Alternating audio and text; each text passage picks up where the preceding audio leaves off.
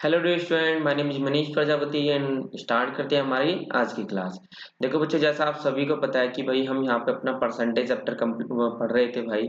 ठीक है, परसेंटेज के मैंने बेसिक 2 क्लास आपकी हो गई थी, 2 लेक्चर आपके हो गए थे। तो आज है आपका परसेंटेज का लेक्चर नंबर 3। ठीक है, देखो 2 बेसिक जो आपके लेक्चर थे उनमें मैंने परसेंटेज का बेसिक पढ़ाया था आपको, जो बिल्कुल पहली हमारी वीडियो पे पहली बार आए हैं तो सबसे पहले वो परसेंटेज के फर्स्ट और सेकंड लेक्चर देखे, उसके बाद लेक्चर नंबर 3 देखे। देखो उनमें मैंने परसेंटेज की फ्रैक्शन वैल्यू कैसे बनाते हैं, कैसे इंक्रीज डिक्रीज करते हैं, वो सारी चीजें पढ़ाई हैं। तो वीडियो के डिस्क्रिप्शन बॉक्स में आपको लिंक मिल जाएगा, वहां से आप अलग अलग भी वीडियो देख सकते हैं या फिर चैनल की भाई प्लेलिस्ट मिल जाएगी आपको। परसेंटेज की प्लेलिस्ट में भी जाके आप क्या कर सकते हैं, सारी पुरानी वीडियो देख सकते हैं। तो स्टार्ट करें आज का लेक्चर नंबर 3। ठीक है, बढ़ते हैं आगे। देखो आज हम स्टार्ट कर रहे हैं अपना टाइप नंबर 3।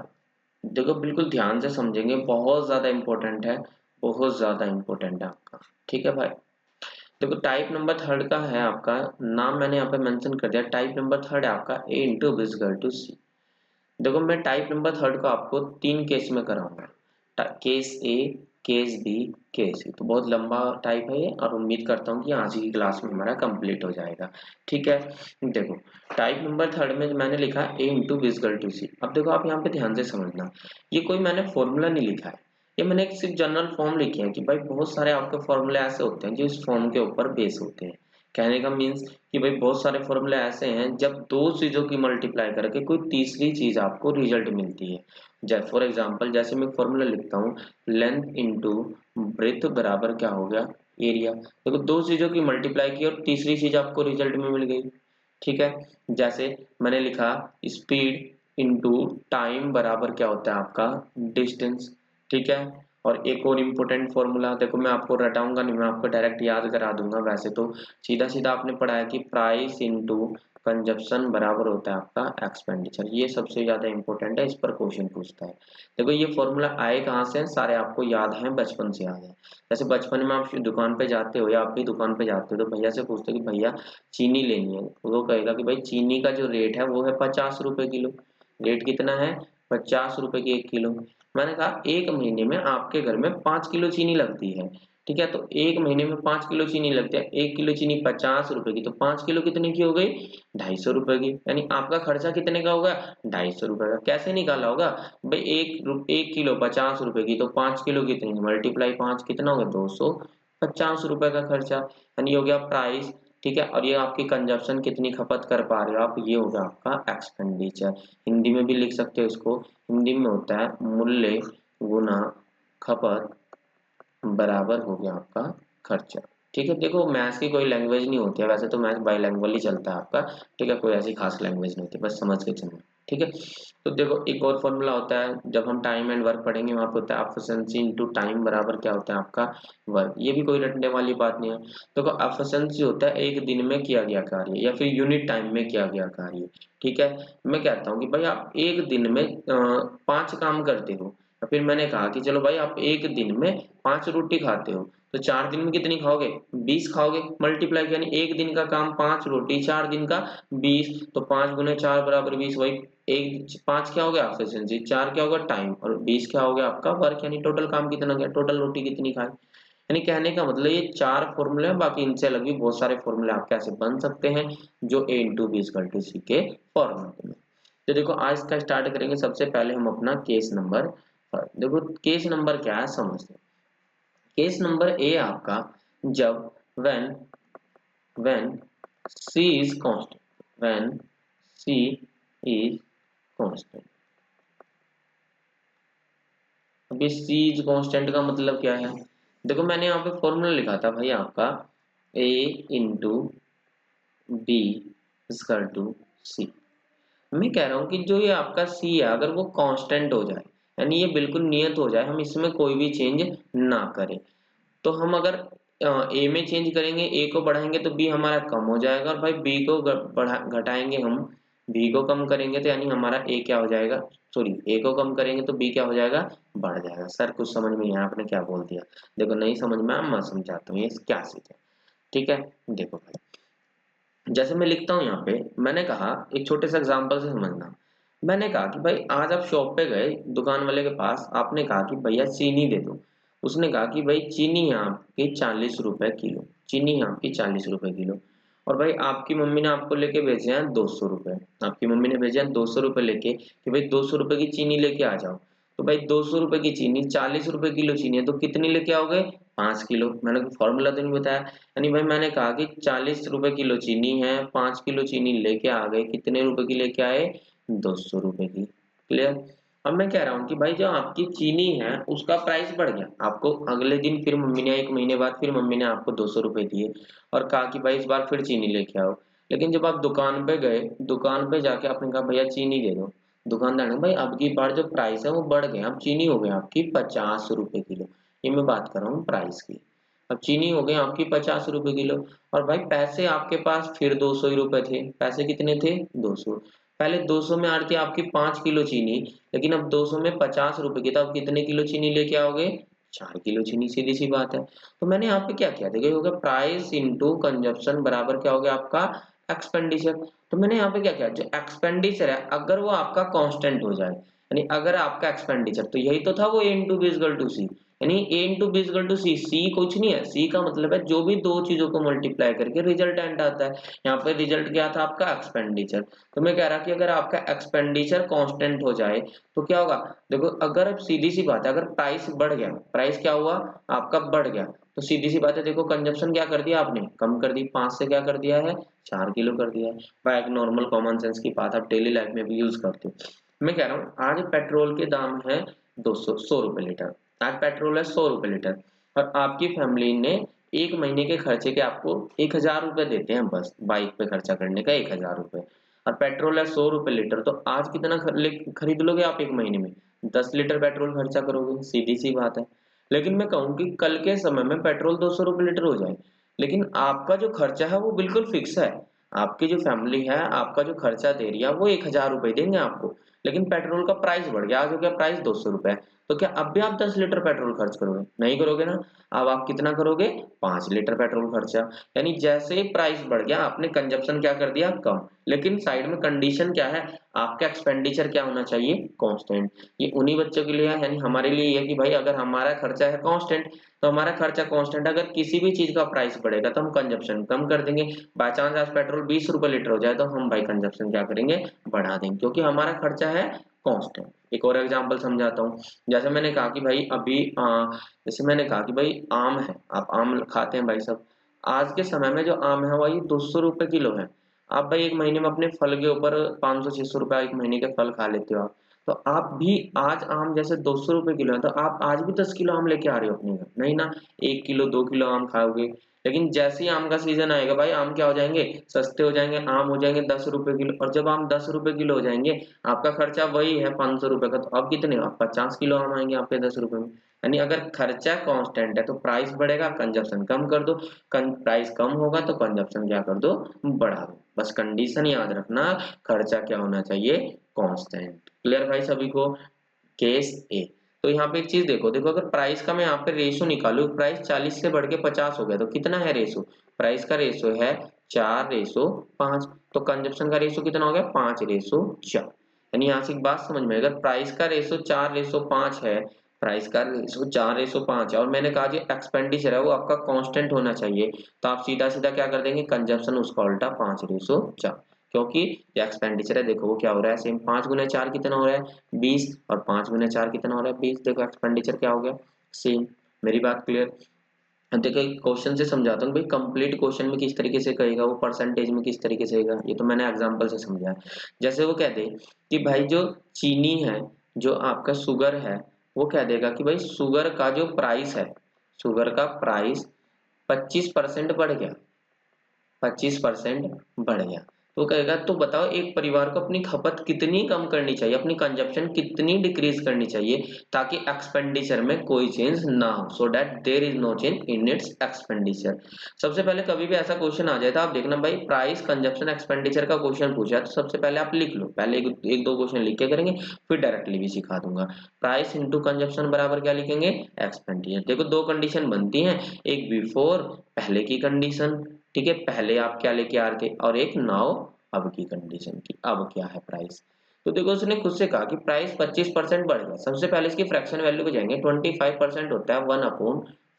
अब इस फ्रैक्शन को पढ़ते हैं। मैंने कहा अगर पहले आपका प्राइस 4 रुपए था, पहले कोई चीज 4 रुपए किलो थी, अब 1 रुपए उस पर बढ़ गया, तो अब कितने रुपए किलो हो गई होगी? 5। तो भाई पहले प्राइस था 4 और अब प्राइस कितना हो गया? 5। मैंने कहा तो उसकी कंजप्शन में कितने की कमी आनी चाहिए ताकि उसके एक्सपेंडिचर में कोई बदलाव ना हो। अगर मैंने अभी समझा कि अगर एक्सपेंडिचर में कोई चेंज नहीं करना तो प्राइस का उल्टा क्या कर देंगे? कंजप्शन। कंजप्शन कितनी हो जाएगी? 5 से 4। चाहे चेक कर लेना भाई, 4 गुने 5 20, 5 गुने 4 20। एक्सपेंडिचर सेम है। तो भाई देख लो कंजप्शन में कितने परसेंट की कमी आई। भाई पहले आप 5 किलो की कंजप्शन कर रहे थे, अब 4 किलो की कर रहे हो, कितने की कमी आ गई? 1 किलो की कमी आई। किस पर आई है? 5 किलो से। तो 1 किलो की कमी 5 किलो से मल्टीप्लाई बाय 100, तो 5 से कितनी बार जाएगा? 5 से जाएगा ये 20। तो कितने परसेंट की कमी आ गई? 20% की क्या हुई है? कमी हो गई। मेरी बात क्लियर भाई सभी को? ठीक है, समझ में आया? तो ये क्वेश्चन बहुत सारे तरीके से पूछ सकता है। जैसे मैं पूछ लूं आपसे कि भाई, जैसे वो आपसे क्वेश्चन पूछ लेगा लेंथ ब्रीथ और एरिया में, वो कहेगा कि एक रेक्टेंगल है, एक रेक्टेंगल है, ठीक है, एक रेक्टेंगल है, उसकी जो लंबाई है उसको आपने 12:1/2% कम कर दिया। बढ़ा भी सकता है, कम भी कर सकता है। 12:1/2% कम कर दिया तो उसकी चौड़ाई को कितने परसेंट चेंज करेगा, कितने परसेंट का चौड़ाई को बढ़ाएगा ताकि क्षेत्रफल में कोई बदलाव ना हो, so that there is no change in its expenditure. सबसे पहले आपको दिखा भाई लेंथ इंटू ब्रेथ बराबर एरिया का फॉर्मूला, तो एक बार लिख लेते हैं। आप यहाँ पे सबसे पहले अपना फॉर्मूला लिख लो भाई। क्या है? लेंथ इंटू ब्रेथ बराबर क्या हो गया आपका? एरिया हो गया। अब ये देखो, एक तो होगी पहली बिफोर की कंडीशन और एक हो गई अब। सबसे पहले अपनी परसेंटेज पर आएंगे। 12:1/2% कितना होता है? 1/8। मैंने कहा कि भाई अगर पहले आपकी लेंथ 8 थी, अब एक कम हो गई, तो अब लेंथ कितनी हो गई? 7। भाई लेंथ पहले 8 थी, अब 7 हो गई। मैंने कहा एरिया में कोई चेंज ना हो। अगर एरिया में कोई चेंज नहीं होगा तो भाई लेंथ का उल्टा क्या हो जाएगा? ब्रेथ। ब्रेथ कितनी हो जाएगी? 7 से 8 हो जाएगी। भाई मैंने कहा पहले ब्रेथ 7 थी, अब 8 हो गई, कितने की वृद्धि हो गई? भाई 1 की वृद्धि हुई। किससे हुई है? 7 से। कल समझा था मैंने भाई, जिससे भी होगी इससे कंपैरिजन होता है, मल्टीप्लाई बाय 100। तो 1/7 इंटू में 100 आपका कितना हो जाएगा? ये हो जाएगा आपका 14:2/7%। 14:2/7%। क्या हुई है? 7 से 8 हो गए थे, यानी क्या हुई है? वृद्धि हुई है। तो ऑप्शन में लगाना, क्योंकि ऑप्शन 2 मिल सकते हैं, वृद्धि भी हो सकता है और कम। उम्मीद है सबको ये समझ में होगा कैसे। ठीक है, अब यहाँ पे ये भी पूछ सकता है कितने परसेंट का चेंज आया, और वो कोई एक वैल्यू देके दूसरी वैल्यू पूछ सकता है। वो कैसे? यदि पहले चौड़ाई आपकी 28 है तो अब चौड़ाई बताओ। भाई आपके हिसाब से चौड़ाई कितनी है? 7। 7 की वैल्यू 28, तो यहाँ पे रख देंगे 7 पॉइंट की वैल्यू 28 है। 1 की वैल्यू कितना हो गई? 4। तो अब चौड़ाई कितनी है? 8। 8 गुने 4 कितना हो गया? 32, यानी 32 आपका आंसर। उम्मीद है सबको समझ में आएगा। तो क्वेश्चन की ओर बढ़ जाएं। ठीक है, देखो स्क्रीनशॉट ले लेना, जो बच्चे साथ के साथ नोट नहीं कर पा रहे हैं स्क्रीनशॉट ले लेना। पीडीएफ भेज दूंगा, टेलीग्राम ग्रुप है, देखो टेलीग्राम ग्रुप है हमारा। चाहे आप यहाँ से ये सर्च कर सकते हो, maths magic with Manish sir Telegram पे, वहां से आपको टेलीग्राम ग्रुप मिल जाएगा। वैसे डिस्क्रिप्शन बॉक्स में मैंने लिंक डाल दिया है। कुछ बच्चों को लिंक में प्रॉब्लम आ रही है कि वहां से सर आप डायरेक्टली जा नहीं पा रहे हो, तो आप गूगल अपने टेलीग्राम पे सर्च कर लेना @maths magic with Manish sir. Daily जो भी मैं यहाँ पे पढ़ाऊंगा उसकी पीडीएफ आपको वहाँ पे मिल जाएगी। हमारा ऐप भी है प्ले स्टोर पे, जिसका नाम है विंटेज कैंपस। ठीक है, वेबसाइट भी है, बहुत सारे टेस्ट हैं उसके अंदर, तो वो भी आप विजिट कर सकते हो। ठीक है, बढ़ जाएं आगे। चलो अब क्वेश्चंस की प्रैक्टिस करते हैं जल्दी जल्दी। देखो क्वेश्चन नंबर फर्स्ट है आपका। देखो साथ साथ करना मेरे, ठीक है, हमें भी साथ के साथ करूँ क्योंकि समय ज्यादा वेस्ट नहीं करेंगे। देखो उसने कहा length of a rectangle is increase by 10% और by what percent is breadth should be decrease so that there is no change in its area. देखो बस ये देख लेना भाई, एरिया में कोई भी चेंज नहीं है। जब एरिया में कोई भी चेंज नहीं है तो फिर तो क्वेश्चन भाई आसान हो गया। कैसे आसान हो गया? भाई आपको तो अभी फॉर्मूला पड़ा है कि सर लेंथ इंटू ब्रेथ बराबर क्या हो गया आपका? एरिया। दो कंडीशन लिख दे, एक बिफोर की कंडीशन, एक अब की कंडीशन। फिर परसेंटेज की फ्रैक्शन वैल्यू पाएंगे, कितना है? 10%। 10% की वैल्यू कितना हो गई? 1/10। 10% की वैल्यू 1/10। तो ये क्या है, लेंथ इंक्रीज हुई है, यानी कि अगर भाई पहले लंबाई 10 थी, अब एक लंबाई बढ़ गई, तो अब लंबाई कितनी हो गई 11। पहले लंबाई 10 थी, अब लंबाई 11 हो गई, तो ब्रेथ क्या हो जाएगी इसका उल्टा, क्योंकि एरिया में कोई चेंज नहीं है। बस ध्यान रखना, तभी ये कंडीशन लगाएंगे जब जो सी होगा वो आपका होगा कांस्टेंट। तो भाई ब्रेथ कितनी हो जाएगी आपकी 11 से 10। यहाँ से देख लो भाई, पहले चौड़ाई 11 थी, अब 10 है, तो कितने की कमी आ गई, एक की कमी। किस पर आई है, 11 पर, मल्टीप्लाई बाई 100। तो ये कितना आएगा, 11 से जाएगा ये 9 टाइम, तो 9:1/11% की क्या हो गई है, कमी, यानी कि डिक्रीज। उम्मीद है सबको समझ में आएगा। ठीक है, बढ़ जाए आगे। मैं बार बार कह रहा हूँ कि भाई जरूरी नहीं वो हमेशा परसेंटेज पूछे, वो पूछ सकता है यदि उसकी यदि वो कह देगा यदि उसकी चौड़ाई में 20 मीटर स्क्वायर का परिवर्तन, आपके हिसाब से कितने का चेंज आया, एक का। एक की वैल्यू 20, 11 की वैल्यू पूछ सकता है, 10 की वैल्यू पूछ सकता है, मैं ऐसा भी क्वेश्चन कराऊंगा। बढ़ जाएगा, स्क्रीनशॉट ले लेना। ठीक है, चलो क्वेश्चन नंबर सेकंड है आपका। क्वेश्चन नंबर सेकंड देखो ध्यान से पढ़ते हैं। उसने कहा price of sugar increase by 33:1/3%। ठीक है, by what percent consumption should be decrease so that there is no change in expenditure. भाई चीनी की कीमत इतने परसेंट बढ़ गई, खपत में कितने की कमी की जानी चाहिए ताकि खर्चे में कोई बदलाव न हो। अगर खर्चे में कोई बदलाव नहीं चाहिए तो भाई सीधा सीधा सा क्या तरीका है आपका, प्राइस इंटू कंजप्शन बराबर होता है एक्सपेंडिचर। वही अब मैं बार बार तो लिखूंगा नहीं, एक बार और लिख देते हैं भाई, बिफोर नाउ ऐसे कर लेना जिनको थोड़ा सा स्टार्टिंग में प्रॉब्लम है।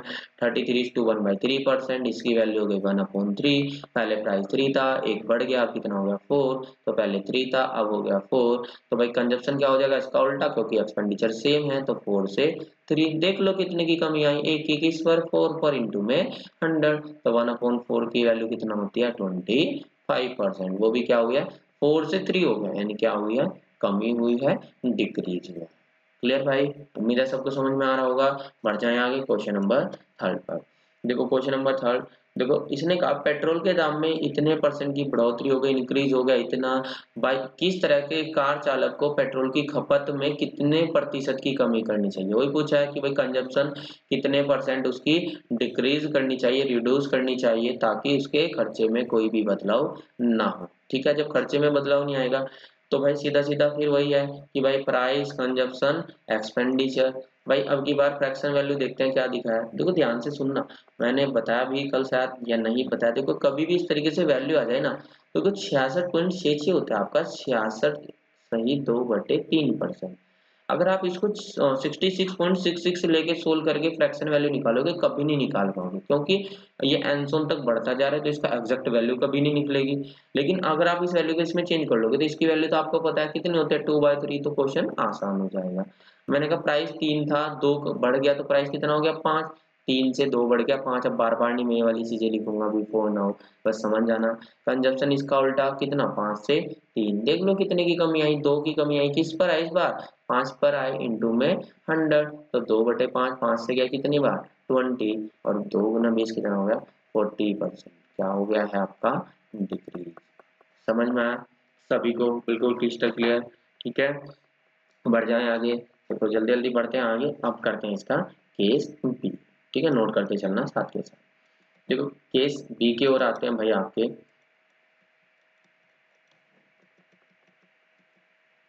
ठीक है, देखो अब यहाँ पे आते हैं हम आपके केस बी। ठीक है, ये है आपका केस। देखो केस बी भी आज इट इज सेम ही है, बस थोड़ा सा चेंज है। देखो केस बी भी जो आपका है वो है यही आपका, है वो यही है, इंटू बिजगल टू सी।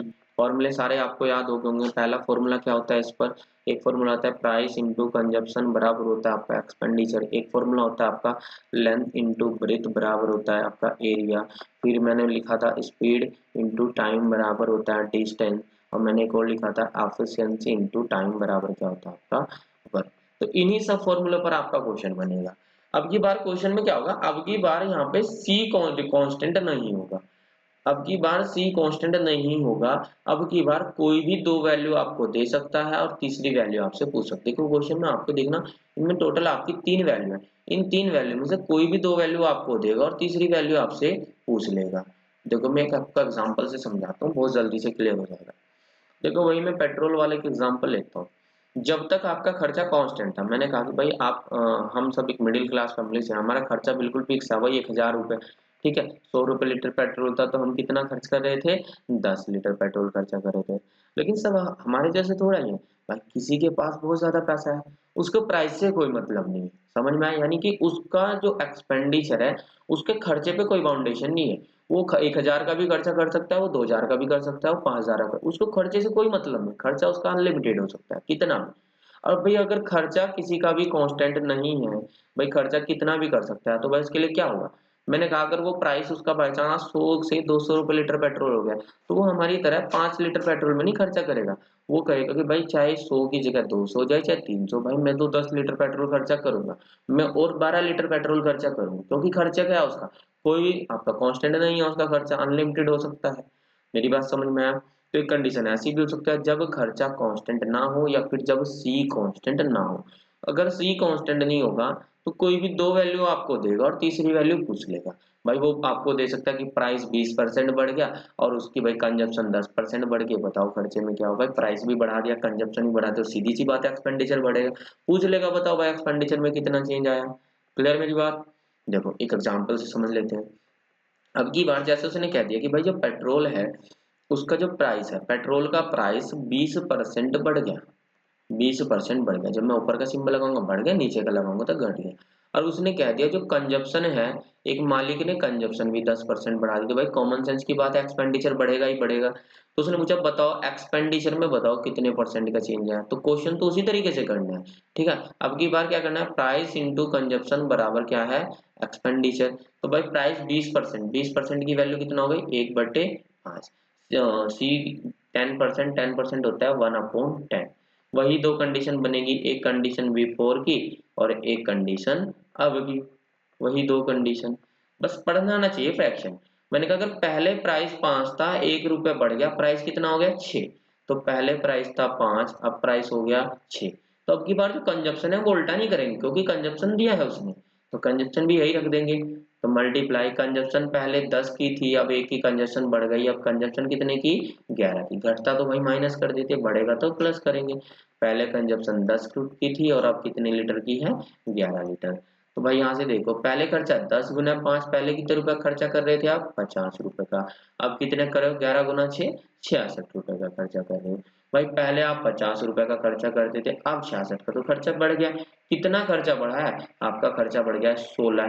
किससे बढ़ा है, 50 से। पहले तो 50 या 50 से बढ़ के 66 हुआ होगा, 50 से बढ़ा है। अब परसेंटेज निकालने के लिए मल्टीप्लाई बाई 100, 50 से आपका 2 और 16 × 2 कितना हो गया, ये हो गया आपका 32%। 32% क्या हो गया, 50 से 66 हो गया, यानी कि खर्चा आपका बढ़ गया। उम्मीद है सबको समझ में आया होगा। देखो एक और एग्जांपल से समझ लेते हैं भाई इधर। कोई और एग्जांपल, जैसे मैंने कहा एक रेक्टेंगल की जो लेंथ है उसको मैंने 6:1/4%, 6:1/4% मैंने बढ़ा दिया। और मैंने कहा जो उसकी ब्रीथ है, चौड़ाई है, उसको भाई मैंने कुछ भी ले लेते हैं, मैंने कहा चलो इस बार 10% डिक्रीज कर दिया। तो भाई सीधी सी बात है, कोई लंबाई को बढ़ाया चौड़ाई को घटाया तो एरिया में चेंज आएगा। तो सीधा सीधा लिखेंगे भाई लेंथ इंटू ब्रीथ बराबर क्या हो गया आपका, एरिया हो गया। अब यहाँ से आते हैं भाई, एक तो बिफोर की कंडीशन, एक अब की कंडीशन।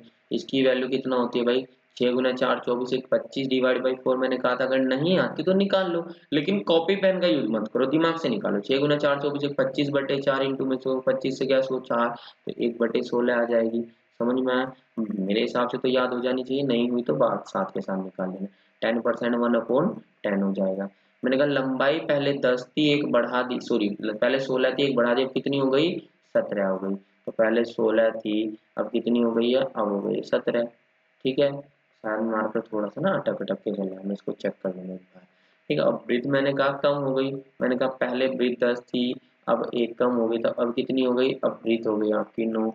पहले ब्रीथ थी 10, अब ब्रीथ कितना हो गई आपकी 9। तो भाई देखो एरिया निकाल दो कितना है, पहले 16 × 10 कितना हो गया, 160। ठीक है, और 17 × 9 कितना होगा, 153 हो गया।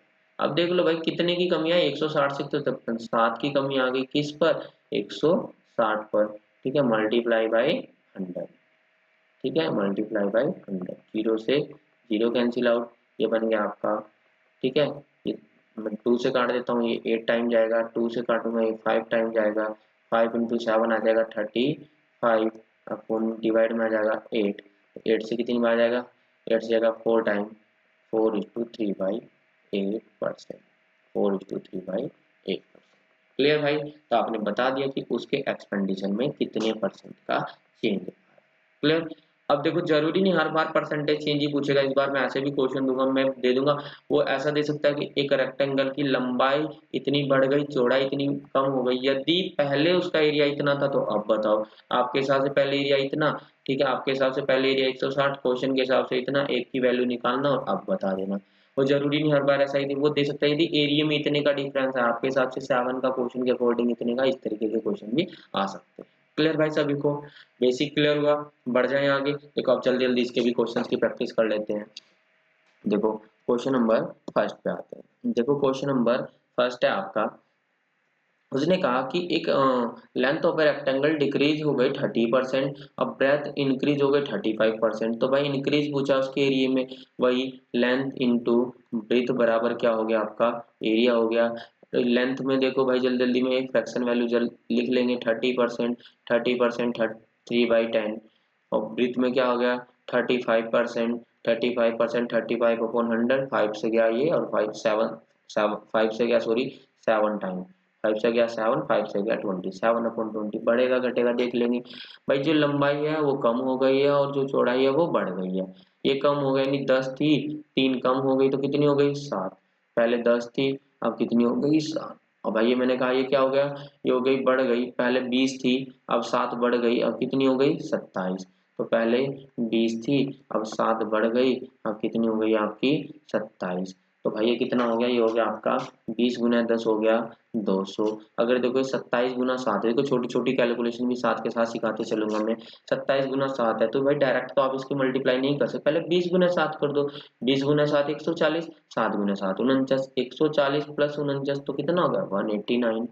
समझ में आया। अब देख लो कितने की कमी आई, 200 से 189 हो गया, कितने की कमी आई 11 की कमी, किस पर 200 पर, और मल्टीप्लाई बाय 100। ठीक है, तो यहाँ से 2 जीरो से 2 जीरो कैंसिल, 2 से कितनी बार जाएगा ये 2 से जाएगा 5:1/2%, चाहे 5:1/2% हो जाएगा चाहे 5.5%। क्लियर भाई सभी को। बता दिया आपने एरिया में कितने परसेंट का चेंज आया। ठीक है, शायद मैंने वहां पे ना एक्सपेंडिचर लिख दिया था, वो एरिया था जो मैंने पहला मैं अभी एग्जांपल देके समझा रहा था। क्लियर भाई सभी को। बढ़ जाए आगे, स्क्रीनशॉट ले सकते हो, साथ के साथ करते चलना। चलो क्वेश्चन नंबर 2 पे आते हैं।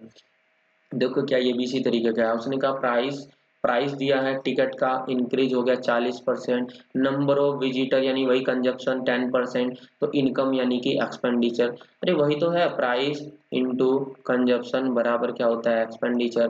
प्राइस इंक्रीज हो गया 40%, 40% कितना होता है 2/5, जल्दी जल्दी करेंगे, 5 से 2 बढ़ गया, 5 से 2 बढ़ गया कितना हो गया 7, और नंबर रिड्यूस हो गए 10%, 10% रिड्यूस हो गए 10%, 1/10, 10 से 1 रिड्यूस हो गया तो कितना हो गया 9 हो गया, ये हो गया 50 और ये हो गया 63। अब चेक कर लो भाई, 50 से हो गया 63, कितने का इंक्रीमेंट हुआ उसने पूछा ना, इनकम में कितने परसेंट का चेंज, तो भाई 13 का चेंज आया किस पर 50 पर, इंटू में 100। ठीक है, 50 से जाएगा ये 2 टाइम, और 13 इंटू 2 कितना हो गया अपना 26%, क्या हुआ है इंक्रीज। पर ध्यान रखना क्योंकि दो ऑप्शन बनेंगे, एक ऑप्शन बनेगा 26% डिक्रीज, ऑप्शन नंबर फर्स्ट बन जाएगा, और ऑप्शन नंबर लास्ट बन जाएगा 26% इंक्रीज, 26% इंक्रीज। जल्दीबाजी में ये लगा देते हैं बच्चे, ठीक है, ये बड़े ध्यान से रखना, ये गलत होता है और ये जो अभी होगा आपका वो सही। ठीक है, बढ़ जाए आगे, मैं फिर से कह रहा हूँ वैल्यू भी दे सकता है, नेक्स्ट क्वेश्चन में देखेंगे। ठीक है, स्क्रीनशॉट ले लिया होगा। चलो भाई आगे बढ़ते हैं। देखो ये भी बड़ा बेसिक सा क्वेश्चन है, पर इसमें थोड़ा सा ध्यान से समझना क्वेश्चन को। देखो है वही सारी चीजें, मैंने क्या कहा था, मैंने बताया था आपको भाई तीन ही तो चीजें हैं, एक प्राइस, एक कंजप्शन, एक एक्सपेंडिचर। ठीक है, एक ए, एक बी, एक सी। भाई किन्हीं भी दो चीजों में चेंज दे सकता है। ठीक है, जरूरी नहीं हर बार इन्हीं दोनों चीजों में हमेशा एक्सपेंडिचर पूछे, वो प्राइस में चेंज दे दिया, एक्सपेंडिचर में और कंजप्शन में चेंज पूछ लिया, तो भाई ये कोई ज्यादा बड़ी बात थोड़ा ही है। इसको आप उल्टा कर सकते हो कि भाई प्राइस इंटू कंजप्शन बराबर एक्सपेंडिचर है। अगर हम यहाँ से देखें, इस बार उसने प्राइस दिया है, प्राइस बढ़ गया है 25%, प्राइस बढ़ गया 25%, 1/4। मैंने कहा 4 से 1 बढ़ गया, कितना हो गया 5, तो ये हो गया 4, ये हो गया 5, ये हो गया तो बिफोर हो गया, ये हो गया अब हो गया। ठीक है, उसके बाद अब एक परिवार को इसकी खपत में कितने परसेंट की कमी करनी चाहिए, by what percent should a family decrease it consumption. भाई कंजप्शन पूछा नहीं, कंजप्शन इस बार आपको दिया नहीं है, कंजप्शन आपको बताना है, कोई बात नहीं। सो दैट एक्सपेंडिचर इंक्रीज 20%, भाई एक्सपेंडिचर तो दे दिया उसने, तो भाई एक्सपेंडिचर इंक्रीज जब उसने आपको दे दिया तो एक्सपेंडिचर कितना है 20% इंक्रीज हुआ है, यानी कि 1/5, यानी 5 से 1 बढ़ गया, कितना हो गया 6। तो ये मैंने कंजप्शन को इसको मान लेता हूँ, पहले C1 कंजप्शन करते थे, अब C2 करते हो, तो एक्सपेंडिचर कितने का, पहले 5 का एक्सपेंडिचर था, अब 1 बढ़ गया, अब एक्सपेंडिचर कितने कर रहे हो 6 का। समझ में आया? तो भाई यहाँ से आपको C1 और C2 की वैल्यू निकालनी है, देखो निकाल दो भाई, इम्प्लाइड एट C1 बराबर कितना आएगा, C1 बराबर आएगा 5/4, और यहाँ से इम्प्लाइड एट C2 बराबर कितना आएगा, C2 बराबर कितना आएगा 6/5, 6/, क्या मेरी बात समझ में आई?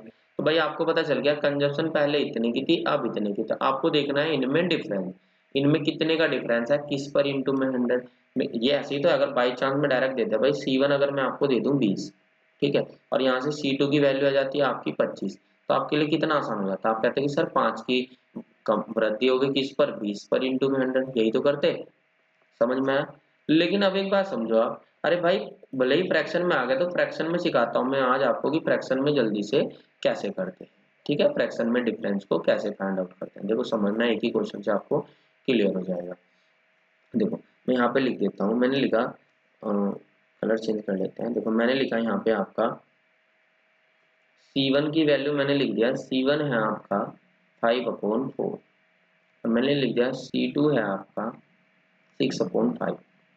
देखो मुझे इनके बीच का डिफरेंस चाहिए, देखो इनका डिफरेंस निकालने के लिए आप ये नहीं कि भाई इधर अलग लिखोगे 5/4 और माइनस के 6/5 अलग लिखोगे और फिर जाके इनका डिफरेंस ना, ऐसे करोगे तो बहुत ज्यादा समय लगेगा।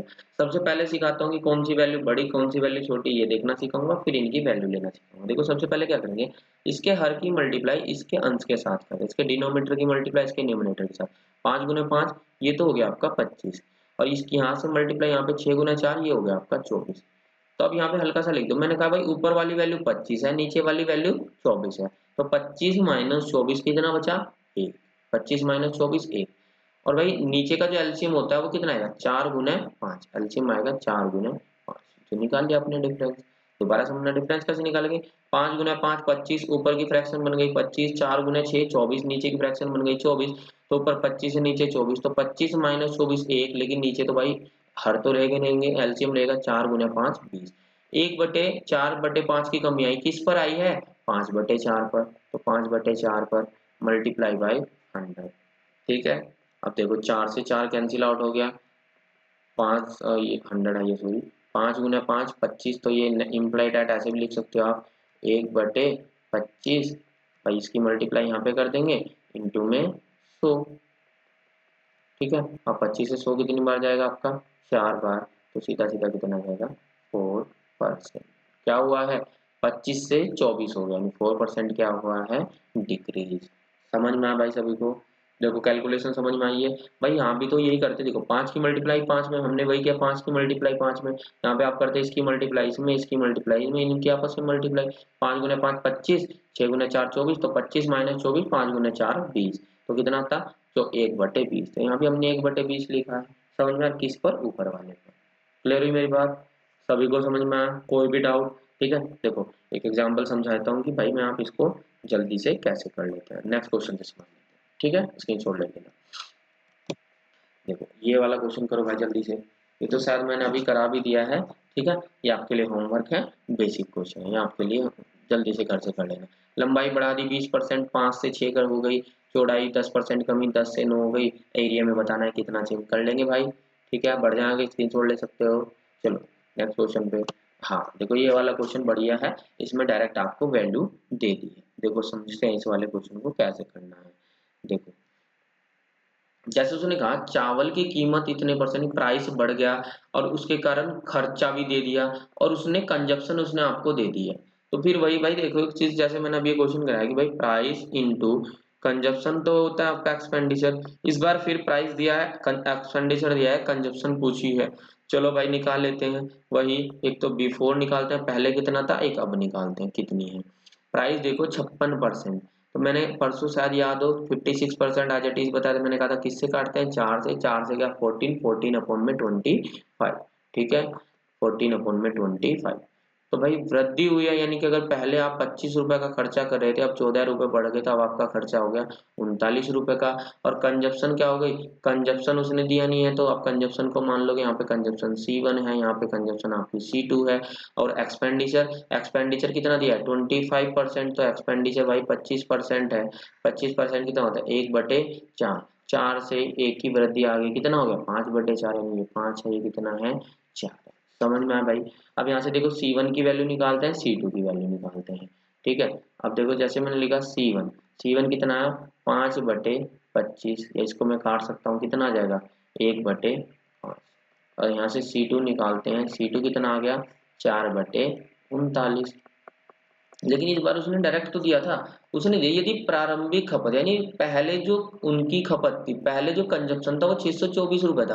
अरे भाई आपके हिसाब से पहले कंजप्शन कितनी है 1/5, और यहाँ पे कितना दिया है 624, यानी कहीं ना कहीं भाई 1/5 की वैल्यू तो दिया है, 1/5 की वैल्यू कितना है 624।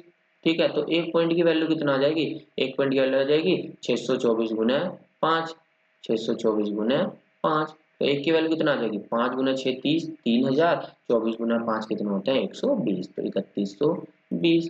एक पॉइंट की वैल्यू 3120। उसने पूछा है तो उनकी प्रेजेंट खपत बताओ, यानी कि उसने पूछा करंट कंजप्शन बताओ। तो भाई करंट यानी अब कंजप्शन कितनी है 4/39। जब एक की वैल्यू 3120 है, तो अब कितने की है, अब पूछा उसने 4/39। एक की वैल्यू इतना, तो 4/39 गुना 3120। समझ में आया। चलो भाई काट के देखते हैं ये कटता है कि किसी से। 3 और 1 4 2 6, हाँ बिल्कुल 3 से काटेंगे, 3 से गया 1 और 3। ठीक है, मैं कलर ले लेते हैं, एकदम समझ में आ जाएगा। ठीक है, मैंने कहा 3 से इसको काटेंगे, 3 से गया 1 0 और बन गया 4 0। ठीक है, 13 से शायद जाता है ये, 13 से गया 8 टाइम, और ये बना 80। 8 गुना 4 कितना हो गया 32, 320। तो बाद में कंजप्शन कितनी हो गई 320 kg। समझ में आया सभी को। ठीक है, क्लियर भाई सभी को, कोई भी डाउट। अगर परसेंटेज पूछता तो यहाँ से देख लेते, 39 की मल्टीप्लाई यहाँ पे 5 गुने 4 20, 39 माइनस 20 19/5 गुना 39 डिवाइड बाई 1/5, वहां से आपका निकल जाता है। समझ में होगा, उम्मीद कर सकता हूँ सबको समझ में होगा। बढ़ जाए आगे, चलिए नेक्स्ट क्वेश्चन है। ठीक है, देखो ये भी आपका ही लिए होमवर्क क्वेश्चन है। देखो उसने प्राइस दिया है, कितने परसेंट बढ़ गया आपका। ठीक है, जैसे मैंने अभी कराया हूँ, प्राइस दिया कितने परसेंट बढ़ गया, और उसने कहा कि वृद्धि से पहले, यानी कि पहले कंजप्शन इतनी थी, तो बताओ। तो उसी वे में, यानी उसने खर्चा क्या दिया इस बार, एक्सपेंडिचर भाई सेम दिया है, एक्सपेंडिचर सेम, तो वृद्धि के बाद कितनी वस्तुएं खरीद सकता है। प्राइस ऑफ राइस इंक्रीज इतना है, if a man buy 154 object before increase, then find how many object can buy after increase with the same expenditure same। ये तो वही आपका केस ए का क्वेश्चन बन गया। ठीक है, केस ए का क्वेश्चन बन गया। वही प्राइस कितना 10 से 11, तो कंजप्शन कितनी हो जाएगी 11 से 10, क्योंकि उसने कहा कि जो एक्सपेंडिचर क्या है सेम, तो 11 की वैल्यू दी है, 11 की वैल्यू दी है 154। ठीक है, एक पॉइंट की वैल्यू कितना आ गई 14, तो 10 की निकाल लेंगे, 10 की आ जाएगी 140। ठीक है, केस ए का ही क्वेश्चन। नेक्स्ट बढ़ जाएं, चलो भाई ये देख लेते हैं क्या ये भी कुछ थोड़ा सा। हाँ, ये वाले जो क्वेश्चन है ना, ये वाले क्वेश्चन बहुत ज्यादा इंपॉर्टेंट है, बहुत ज्यादा इंपॉर्टेंट। ठीक है, देखो इस क्वेश्चन को एक बार समझ लेते हैं। ठीक है, ये केस बी में भी इंपॉर्टेंट कॉन्सेप्ट है, इसके ऊपर मार्क कर लेंगे, स्टार मार्क कर लेंगे। There is decrease of 30% in price of sugar, sugar के प्राइस में 30% का क्या हो गया डिक्रीज हो गया। देखो मैंने लिखा प्राइस इनटू कंजप्शन बराबर क्या होता है एक्सपेंडिचर, ये तो लिख लेना। डिक्रीज हुआ है प्राइस 30%, 30% कितना हो गया भाई आपका 30% हो गया 3/10, यानी अगर पहले 10 का प्राइस था, 3 की कमी आ गया, कितने का हो गया 7 का, 3 की कमी, तब कितना हो गया 7 का। आगे बढ़ते हैं, which enable a man to buy 30 kg more sugar for 560 rupees, यानी वो कहना चाह रहा है कि भाई अगर प्राइस कम हो गया तो एक व्यक्ति 560 रुपए में 12 किलो चीनी अधिक खरीद सकता है। नहीं, कहने का मतलब जितनी 560 में, अगर मैं कह रहा हूँ कि भाई 560 रुपए में पहले x किलो खरीदता था, अब 560 रुपए में वो 12 किलो अधिक खरीद, यानी 12 प्लस x खरीद है।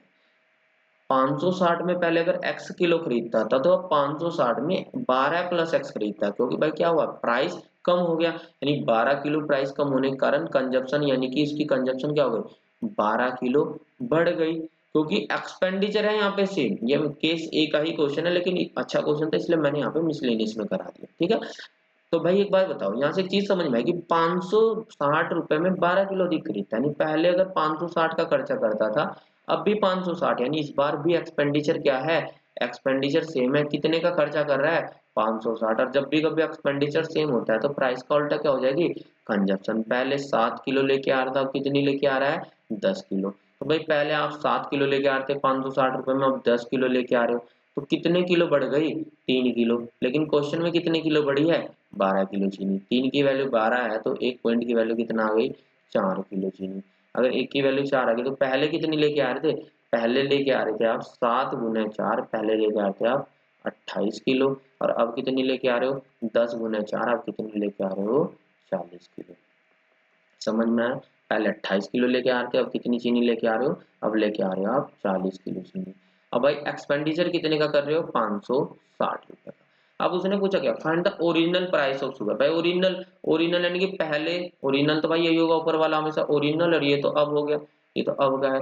तो पहले आप 28 किलो चीनी लेके आ रहे थे 560 रुपए में, तो भाई 560 रुपए की 28 किलो, तो 1 किलो कितनी की आएगी, क्योंकि भाई प्राइस किलो का बताया जाता है, तो 1 किलो कितनी की आएगी, 20। तो पहले प्राइस कितना हो गया, 20 रुपए प्रति किलोग्राम। तो आंसर कितना है, 20 रुपए प्रति किलोग्राम। अगर पूछ लेता अब प्राइस बताओ, तो अब तो भाई 560 की 40 किलो आ रही है, तो अब आ रही है 560 डिवाइड बाई 40, 4 से कितनी बार जाएगा, ये 4 से होगा 14 टाइम। तो अब जो प्राइस है अब वो है 14 रुपीज पर केजी। क्लियर, समझ में आया। देखो दोबारा समझना इस क्वेश्चन को। भाई उसने कहा कि 30% की कमी हो रही है, प्राइस 10 से कितना हो रहा है, 7, लेकिन उसने कहा जिसके कारण 560 में 12 किलो चीनी ज्यादा खरीदता है। भाई कहने का मतलब अगर 560 में पहले खरीदता था, अब 12 किलो उतने ही पैसों में ज्यादा आ रही है, यानी भाई एक्सपेंडिचर क्या हो गया आपका, एक्सपेंडिचर हो गया आपका सेम, यानी एक्सपेंडिचर अगर सेम है, एक्सपेंडिचर पहले भी 560 का, अब भी तो प्राइस का उल्टा कंजप्शन, पहले 7 ला रहे थे अब 10 लेके आ रहे हो, आपकी कंजप्शन कितनी बढ़ गई, 3। क्वेश्चन में कितने किलो ज्यादा, 12, 3 की वैल्यू 12, 1 की वैल्यू 4, तो पहले कितने किलो लेके आए, 28, कितने में, 560 में, तो 1 किलो कितने की आ रही है आपकी, 20 रुपए की। उम्मीद है सबको समझ में होगा, इंपॉर्टेंट क्वेश्चन है, मार्क कर लेना, ठीक है, और इसकी छोड़ ले लेना। बढ़ जाए आगे, बढ़ते हैं चलो आगे, ठीक है। चलो भाई ये तो था भाई आपका टाइप नंबर, टाइप नंबर 3 का केस बी, ठीक है। समय ज्यादा तो नहीं हुआ अभी, ठीक है, बढ़ जाए आगे। चलो एक लास्ट कॉन्सेप्ट ये भी समझ लेते हैं, क्योंकि ये टाइप नंबर 3 में आज कंप्लीट करने वाले, वीडियो थोड़ा लंबा हो सकता है, कोई बात नहीं, ठीक है। देखो अब आएगा आपका केस, अब आपका आएगा केस, केस, देखो जो आपका केस सी है वो है आपका मेंसुरेशन बेस। मेंसुरेशन बेस का मतलब क्या है, ये चीज समझना। देखो मैंने आपको एक फॉर्मूले पे क्वेश्चन तो करा दिया, लेंथ इंटू ब्रीथ बराबर एरिया, लेंथ इंटू ब्रीथ बराबर एरिया। भाई क्या एक बात बताओ, क्या हमेशा आपका रेक्टेंगल का ही ये फॉर्मूला आएगा क्या, नहीं ना। और जरूरी थोड़ा है कि हमेशा रेक्टेंगल पर पूछे कि लंबाई बढ़ा दी चौड़ाई कम कर दिया, ऐसे तो हमारे पास बहुत सारी फिगर है, हमारे पास क्यूब है, क्यूबॉइड है, सर्कल है, सिलेंडर है, ठीक है, आपका भाई आयत है, यानी आपका रेक्टेंगल तो हो गया, स्क्वायर है, सर्कल है, 2D में बहुत सारी फिगर होती हैं, 3D में बहुत सारी फिगर होती हैं भाई। ऐसे तो भाई चेंज वाला क्वेश्चन भाई अलग अलग पूछ सकता है, किसी भी फिगर पे पूछ सकता है, ठीक है। तो देखो मैं एक बार समझा देता हूँ कि किस तरीके से, बड़ा आसान होता है, बार बार पूछता है ऐसे क्वेश्चन, बहुत आसान होता है, आप लेंथी तरीके से करते हो। देखो जो आपकी मेंसुरेशन होती है वो आपकी 2D की होती है, एक होती है आपकी 3D। ऐसे जब मैं आपका एडवांस मैथ पढ़ाऊंगा तब इसके बारे में सारा पढ़ाऊंगा, अभी डिटेल में नहीं पढ़ेंगे इसको, बस समझ जाना। मेंसुरेशन में जो आपका क्वेश्चन बनेगा वो पहला क्वेश्चन बन सकता है आपका स्क्वायर से, स्क्वायर से क्वेश्चन बन सकता है, दो चीज पूछ सकता है, एक पैरामीटर, तो स्क्वायर का पैरामीटर कितना होता है 4a, और स्क्वायर का एरिया कितना होता है, एरिया होता है ए स्क्वायर, ठीक है। दूसरा क्वेश्चन मैंने भाई रेक्टेंगल पे पूछा, तो रेक्टेंगल पे अगर भाई थोड़े से फॉर्मूले अभी मेरे साथ रिवाइज करो। रेक्टेंगल का अगर पैरामीटर की बात करें तो पैरामीटर कितना होता है 2 इंटू एल प्लस बी। और भाई अगर उसके एरिया की बात करें तो एरिया कितना होता है एल इंटू बी। इस पर भी क्वेश्चन पूछ सकता है। तीसरा जो क्वेश्चन है वो आपका सर्कल पर पूछ सकता है। ठीक है, सर्कल पर, सर्कल क्या होता है आपका एरिया होता है आपका 2 पाई आर स्क्वायर। और भाई पैरामीटर होता है सरकमफेरेंस बोलते हैं इसमें, वो होती है आपकी 2 पाई आर। पाई की वैल्यू होती है 22/60 या फिर 3.14। और नंबर 4 इसमें आएगा आपका 2D में ही। नंबर 4 आता है आपका ट्रायंगल। ठीक है, नंबर 4 आता है आपका ट्रायंगल। ट्रायंगल का जो फॉर्मूला होता है वो होता है 1/2 बेस इंटू में हाइट, बेस इंटू में हाइट। अब देखो वैसे तो ट्रायंगल के बहुत सारे फॉर्मूले होते हैं, हीरोन्स फॉर्मूला आता है आपका। ठीक है, आपके ट्रायंगल्स के भी बहुत सारे टाइप डिवाइड हो जाते हैं, तो उन टाइप्स के भी आपके अलग अलग फॉर्मूले बनते हैं। लेकिन यहाँ पे जो हम परसेंटेज में यूज करेंगे वो सिर्फ हमारा एक ही फॉर्मूला करेंगे 1/2 बेस इंटू हाइट। अभी समझ में आ जाएगा मैं क्या पढ़ाने वाला हूँ। ठीक है, थोड़े से फॉर्मूले रिवाइज करते हैं जल्दी जल्दी। अब देखो 3D की बात करें तो 3D में भाई कुछ फिगर आपकी मैं यहाँ पे लिख देता हूँ। सबसे पहला होता है आपका क्यूब, जिसकी सारी भुजाएं बराबर होती हैं। तो इनमें देखो जब भी आप 3D की बात करोगे तो यहाँ पे दो चीज होते हैं, एक होता है आपका एरिया, एक होता है वॉल्यूम। एरिया भी दो होते हैं वैसे तो, एक एल एस से होता है, उसको इसी एस से बोलते हो आप। ठीक है, और एक आपका टी एस से होता है। लेकिन यहाँ पे ना हम एल एस से की बात करेंगे ना टी एस से, हम जो कॉमन एरिया होता है उसकी बात करते हैं। वॉल्यूम सबका सेम होता है। तो देखो क्यूब का जो एरिया यहाँ पे होता है वो होता है आपका 6a² और जो उसका वॉल्यूम होता है वो होता है आपका a क्यूब। अगर बात करें क्यूबॉइड की तो क्यूबॉइड का जो एरिया होता है वो होता है 2 into L B plus B H plus H L. अगर बात करें इसके वॉल्यूम की तो वॉल्यूम का होता है L into B into H. ठीक है, अगर बात करें तीसरा होता है आपका सिलेंडर। वैसे तो मैं चाहता हूँ इसमें आपको एक फोटो डाल देता, लेकिन उसको पढ़ने में ज़्यादा कोई नहीं पढ़ता, उस चीज़ को देखता नहीं है, इसलिए मेरे साथ बोलना। सिलेंडर का जो एरिया होता है वो होता है आपका 2 पाई आर एच। ठीक है, और जो इसका वॉल्यूम होता है वो होता है आपका पाई आर स्क्वायर एच। उसके बाद करते हैं नंबर 4, वो आ जाता है आपका कोण। कोण पर क्वेश्चन बन सकता है, तो कोण का जो एरिया होता है वो होता है पाई आर एल। ठीक है, जहाँ पे एल होती है स्लांट हाइट, जिसकी वैल्यू होती है अंडर में R square plus H square. अगर बात करें इसके वॉल्यूम की तो वॉल्यूम कितना होता है 1/3 पाई आर स्क्वायर एच, ये वॉल्यूम होता है। नंबर 5 आता है आपका स्पेयर, गोला। ठीक है, हिंदी इंग्लिश सबको कोई ज़्यादा प्रॉब्लम तो नहीं हो रही ना, कमेंट में बता देना। इस पर होता है गोला, इस पर होता है आपका, अगर उसके एरिया की बात करें तो एरिया होता है इसका 4 पाई आर स्क्वायर। अगर उसके वॉल्यूम की बात करें तो वॉल्यूम होता है 4/3 पाई आर क्यूब। ठीक है, उसके बाद एक होता है आपका हेमिस्फीयर, ये इसका आधा हो जाएगा। ठीक है, हेमिस्फीयर होता है आपका, एरिया हो जाएगा आपका 2/3 पाई आर क्यूब। और वॉल्यूम हो जाएगा इसका, सॉरी ये तो इसका वॉल्यूम होता है, एरिया हो जाएगा 2 पाई आर स्क्वायर। ठीक है, इधर साइड में आ गया हूँ। ठीक है, एरिया इधर लिख लेंगे, इसका एरिया होता है आपका 2 पाई आर स्क्वायर,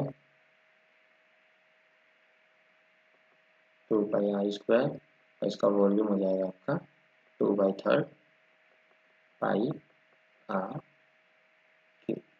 ठीक है, ये 2 पाई आर स्क्वायर भी होता है, 3 पाई आर स्क्वायर भी होता है, वो सारा जब टोटल सर्विस एरिया काउंट करते हैं। ठीक है, तो ये होता है आपका 2D के कुछ फॉर्मूले होते हैं 3D के, जिन पर हमके परसेंटेज के क्वेश्चन होंगे। 5 मिनट का समय और दीजिए, ये आपका टॉपिक कंप्लीट हो जाएगा। ठीक है, देखो एक एग्जांपल से पहले मैं समझाऊंगा। देखो जैसे मैं कह दूं, क्वेश्चन बड़े आराम से समझेंगे। जैसे मैंने कहा कि भाई एक आपका सिलेंडर है, मैं कह रहा हूँ एक सिलेंडर, मैंने कहा जो सिलेंडर का रेडियस को मैंने 10% इंक्रीज कर दिया, और मैंने कहा हाइट को मैंने 20% कम कर दिया। अब मैंने पूछ लिया मुझे उसके एरिया में चेंज बताओ, एरिया में कितने परसेंट का चेंज है, change area, percentage change in area. तो देखो कभी भी सबसे पहले तो वही जो मैंने केस बी में बताया था वही केस सी में, बस आपको एक चीज समझना है कि भाई पहले एरिया कितना था अब इतना, पहले बिफोर की कंडीशन नाउ की कंडीशन फॉर्मूले की हेल्प से निकाल दो। अब भाई उसके लिए हम पहले और बाद के डाटा के लिए हमारे पास फ्रैक्शन होती है, 10% कितना हो गया 1/10। नहीं पहले रेडियस 10 थी, अब 1 बढ़ गई तो अब 11 हो जाएगी। ऐसे मैंने कहा ये कम हो गया, 20% होता है 1/5, पहले 5 था अब 1 कम हो गया तो अब कितना हो गया 4 हो गया। वॉल्यूम का एरिया का फॉर्मूला रहता है, एरिया होता है सिलेंडर का 2πr। पहले मैं इसको लेंथी तरीके से बता रहा हूँ आपको, ठीक है। तो पहले एरिया निकालते हैं, पहले एरिया कितना था A1, आप करोगे सर 2 पाई की वैल्यू रख दोगे 22/7, ठीक है। आर की वैल्यू कितना रखोगे, आर की वैल्यू पहले एरिया कितना है, पहले एरिया है 10, और एच हाइट पहले कितनी है, पहले नीचे वाली वैल्यू होती है 5। यहाँ से इसको रखोगे 22 × 2 44, 44 × 5 कितने होंगे आपके, 44 × 5 हो गए 220, 220 × 10 कितने हो गए 2200। तो ये आपका आ गया 2200 लगभग में, वैसे शायद सही होगा, चेक कर लेना 2200/7। उसके बाद एरिया 2 जैसे आप कैलकुलेट करोगे तो 2 × 22/7 इंटू आर, अब कितना है, आर है आपका अब हो गया 11, और एच कितना हो गया, अब एच हो गया आपका 5 से 1 हो गया, अब कितना हो गया एच 4। अब फिर देखो 11 × 4 44, 22 × 2 44, फिर 44 का स्क्वायर करेंगे, 4 का स्क्वायर 16, 4 का स्क्वायर 16 × 2 32, 2 4 का स्क्वायर 16 और 1 33, 3 सॉरी 4 का स्क्वायर 16, कितना बनेगा, ये बनेगा आपका 6, कैरी गया 1, 4 × 4 16 × 2 32 और 35, कैरी गया 3, 4 का स्क्वायर 16 3 19, लगभग 1936/7 आ जाएगा। फिर यहाँ से निकालोगे कितने परसेंट का चेंज आया भाई, 2200 से 1936 हो गया, यानी कि 264 का चेंज आया। किस पर आया, 264/7 का चेंज आया, किस पर आया, ये आया आपका 2200/7 पर मल्टीप्लाई बाई 100। ये करोगे भाई, मैं लेंथी तरीका बता रहा हूँ, बहुत जाता है ये, 0 से 0, 0 से 0, फिर 22 से काटोगे, 22 से काटेंगे 22 एकम 22, 22 × 2 44, तो कितना हो गया आपका 12%। तो 12% का क्या हो गया, इससे ये हो गया, यानी कि बढ़ गया, तो 12% क्या हो गया आपका डिक्रीज हुआ है। समझ में आया भाई सभी को। एक तो तरीका ये है इसको लेंथी तरीका करने का।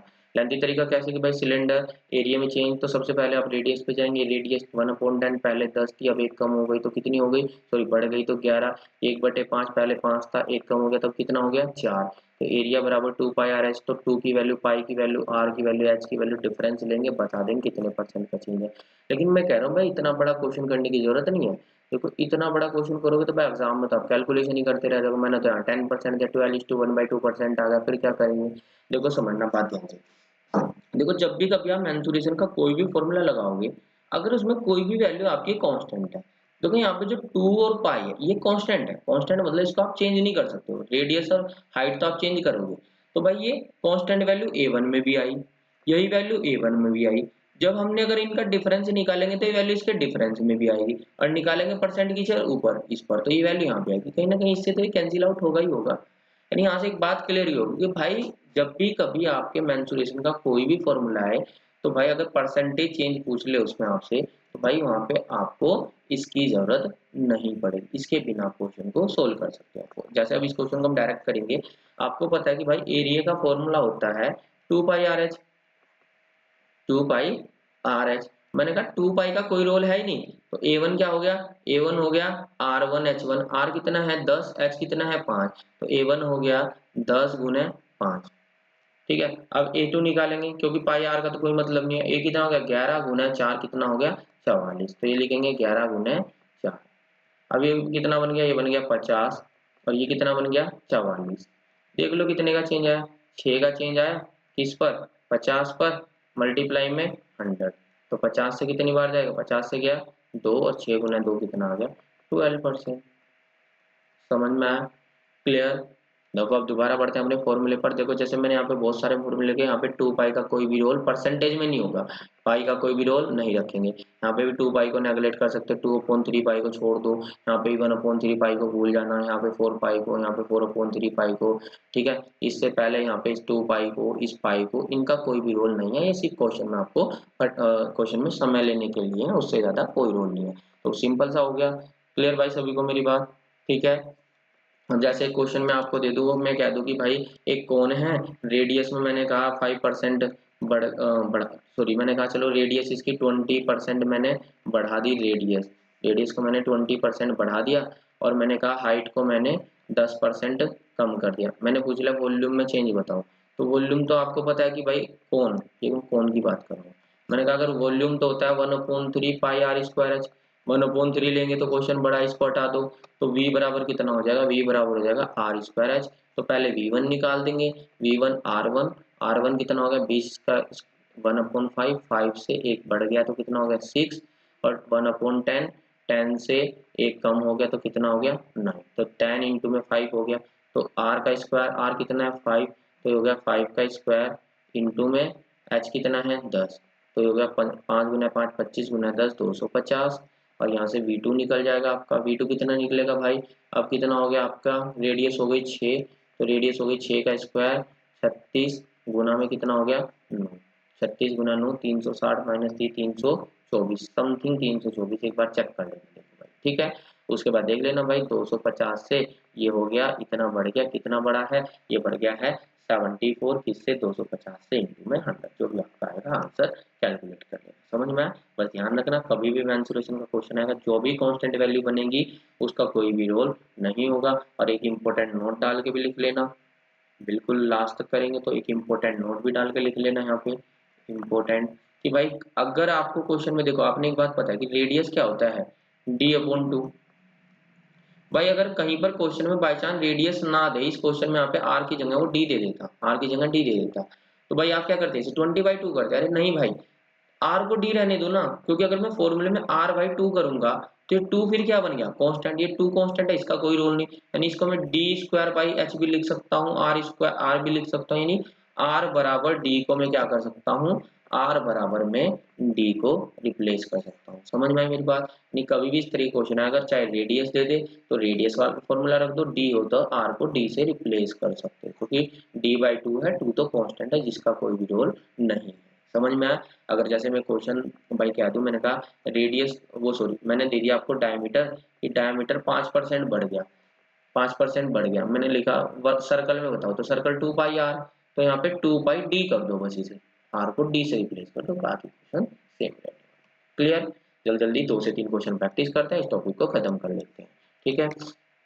देखो भाई, अब जैसे मैंने कहा सबसे पहला क्वेश्चन, एक बेलन है, एक सिलेंडर की रेडियस इतने परसेंट कम हो गई, हाइट बढ़ गई, तो उसने पूछा है एरिया में परिवर्तन बताओ। सबसे पहले क्या करेंगे, एरिया का लिखेंगे फॉर्मूला।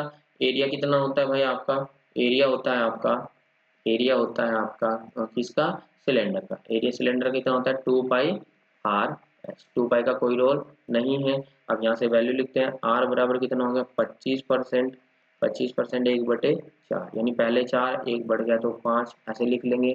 हाइट कितना हो गई 40% क्या हो गई बढ़ गई, तो हाइट भी लिख लेते हैं 40%, 40% कितना 2/5, 5 से 2 बढ़ गई, हाइट कितना हो गई है 7 हो गई हाइट, ठीक है। तो पहले एरिया A1 लिखेंगे, RH, R1 कितना है 4, H कितना है 5, तो 4 इंटू में 5 कितना हो गया 20।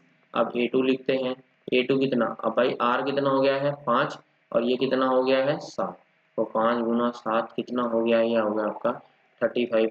अब देख लो कितना बड़ा है, 20 से 35 हो गया, 15 बड़ा है किससे 20 से, इंटू में 100, तो 20 से गया 5, और 5 से 15 कितनी बार जाएगा, ये जाएगा आपका 75%, ठीक है।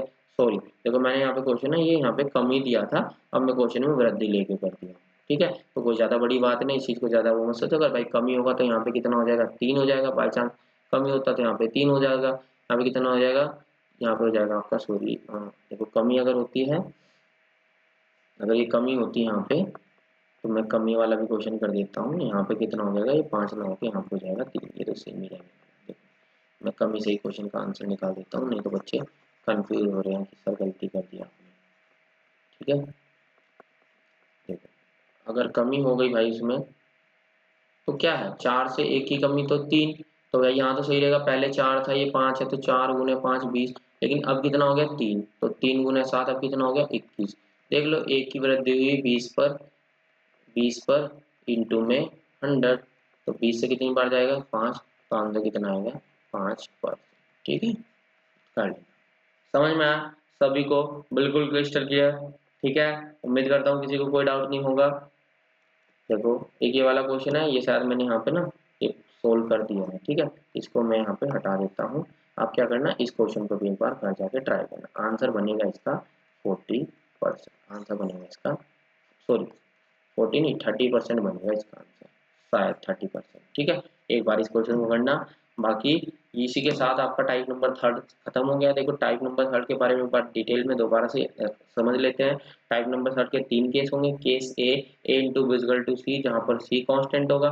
केस बी होगा आपका, केस बी में होगा आपका जहाँ पे कोई भी नंबर कांस्टेंट नहीं होगा। और केस सी में आपका मेंसुरेशन बेस मैंने कराया कि जहाँ पर भी कोई कांस्टेंट वैल्यू होगी उसको नेगलेक्ट मान लेना। और भाई नंबर सेकंड, अगर रेडियस दे तो रेडियस रख लो फॉर्मूले में, डायमीटर दे तो डायरेक्ट डी रख लो, डी बाई टू मत करो उसको, क्योंकि टू कांस्टेंट होता है। तो उम्मीद है आज का लेक्चर आपको समझ में आया होगा। अगर लेक्चर समझ में आया तो वीडियो को लाइक करें, चैनल को सब्सक्राइब करें। और भाई ये सारी पीडीएफ पाने के लिए आप हमारा maths with Manish sir Telegram group join कर लेना, ठीक है। यहाँ पे मैं डेली पीपीटी भेजता हूँ और रात को यहाँ पे लगभग 10 बजे के लगभग यहाँ पे रात को क्विज होती है, जो बिल्कुल फ्री ऑफ कॉस्ट है, ठीक है। तो आप ये ज्वाइन कर सकते हो, हमारा ऐप भी ज्वाइन आप भी विजिट कर सकते हो, एक बार हमारी वेबसाइट भी विजिट कर सकते हो, ठीक है। तो मिलते हैं कल टाइप नंबर 4 के साथ। Thank you class.